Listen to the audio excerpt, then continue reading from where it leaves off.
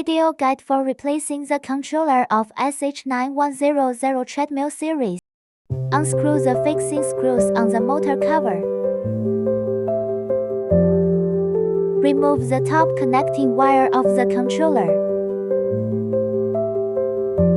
Remove the connecting wire at the end of the controller. Remove the front end connecting wire of the controller. Unscrew the fixed controller bolts.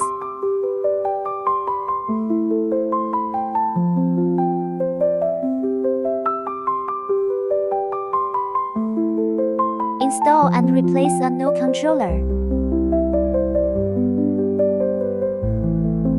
First, install the connection cable at the end of the controller.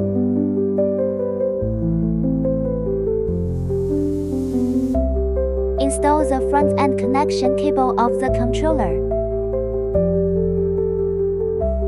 Install the connecting wires in the order of labeling on the controller.